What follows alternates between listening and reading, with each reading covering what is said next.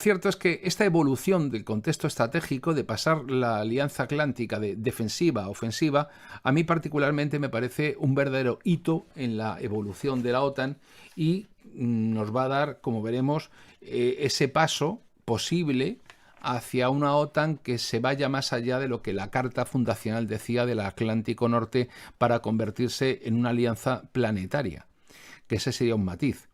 Bueno, pues la cumbre de la OTAN en Vilna se celebró cuando apenas había comenzado las operaciones de supuesta contraofensiva u ofensiva, me da igual, por parte de Ucrania, que cualquiera que tuviese un mínimo de conocimiento de qué significa una operación de ese tipo sabía que no podía tener éxito. Y no podía tener éxito por 1000 factores distintos.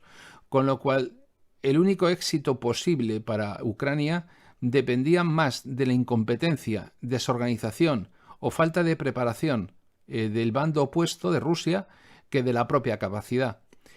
Cuando la ofensiva se ha iniciado, Rusia distaba mucho de estar desorganizada, desunida o no preparada. Por el contrario, estaban al 100% de sus capacidades y de preparación.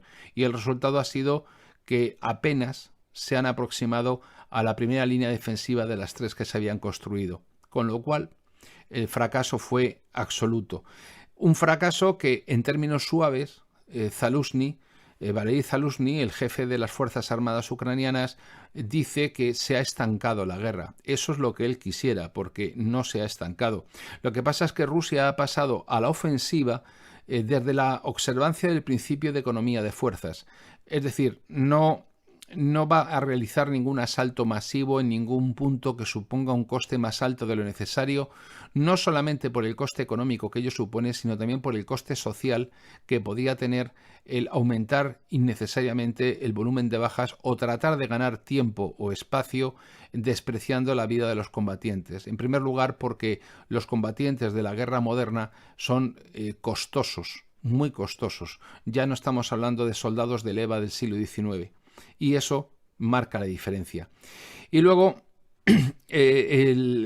podemos entender además que el transcurso del tiempo va a favorecer a Rusia. ¿Por qué?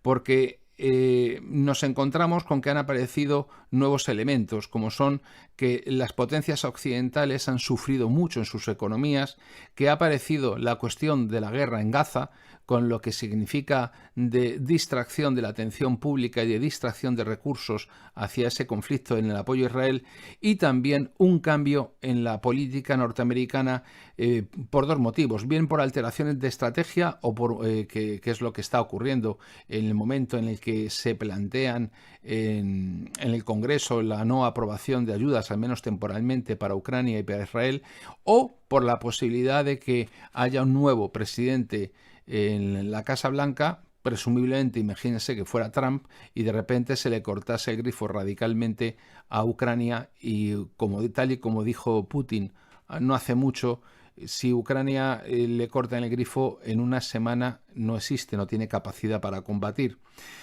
Y esto nos lleva a una cuestión, a un dilema que se le plantea a la Unión Europea, que es la concepción de la defensa europea.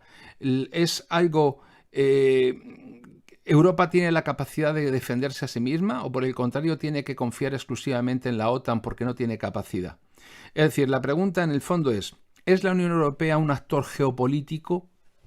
Y eso ya es harina de otro costal, porque para ser un actor geopolítico hace falta más que dinero y fábricas.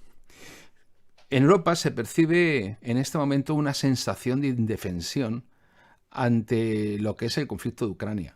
Rusia ha invadido Ucrania, Rusia ha entrado en Ucrania, desarrolla operaciones militares y no se le han podido parar los pies ni se le ha podido abatir. Y eso genera una indefensión y un miedo. Recuerden el papel que le concedía Tucídides al miedo en las relaciones internacionales. El miedo al auge de Atenas fue lo que llevó a Esparta a la guerra. Pues entiendan entonces que todos los países de la Europa Oriental sienten un miedo atroz.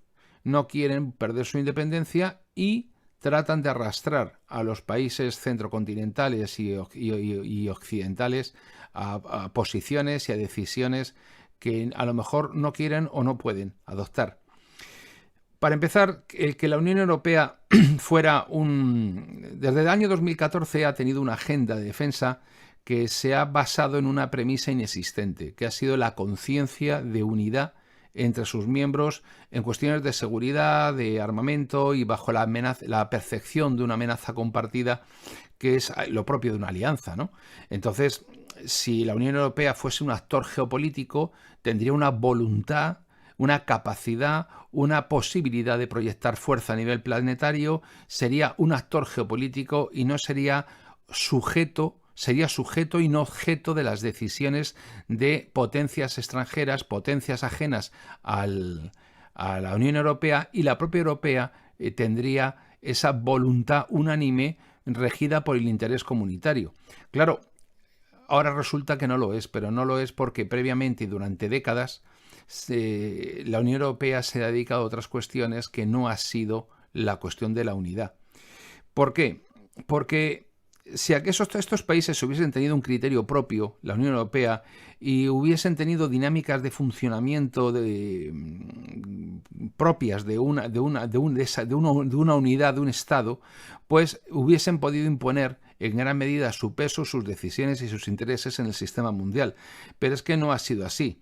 Entonces, la Unión Europea en este momento se está resignando a haberse suicidado con la guerra de Ucrania en aras al interés norteamericano, pero convirtiéndose solamente en sujetos pasivos del destino que les está tocando vivir, ¿no? En meros peones de la partida que juegan otras potencias. Es decir, en la Unión Europea hay demasiados intereses económicos en juego, que son los que priman por encima de cualquier consideración. Y un ejemplo, según los informes, las exportaciones de hierro fundido de Rusia a la Unión Europea aumentaron un 40% este año, en 2023, en comparación con el mismo periodo de 2022, mientras que países como Finlandia o la República Checa han reanudado las importaciones de energía rusa, o por no hablar de España, que se ha convertido en uno de los principales revendedores de hidrocarburos ruso. Por lo tanto, no existe una unión y cada uno está más atento a sus necesidades nacionales que a los intereses comunitarios. ¿Por qué? Porque Europa, guste más o guste menos, Europa no es una unidad. El nombre es puramente literario, Unión Europea. Pues están unidos en su afán de medro y de lucro, ¿no? Y por otra parte, hay los países bálticos, Escandinavia, Polonia y el llamado Grupo de Visegrado, a excepción de Hungría, pues son los únicos que se muestran una actitud hostil, consolidada y firme, y una voluntad firme contra Rusia. Pero, por otro lado, Alemania, a la vista de su movimiento interno, se está replanteando si volver a la Ostpolitik de los años 70 y 60, de los tiempos de Willy Brandt, y Francia se plantea la posibilidad de volver a la tradicional independencia estratégica francesa bajo su propio paraguas nuclear, que lo creó de Gaulle cuando les dio unos días a los angloamericanos para salir de Francia después de que intentasen matarle. Creó el arma nuclear francesa y a partir de ahí se garantizó su propia capacidad para ser un actor político.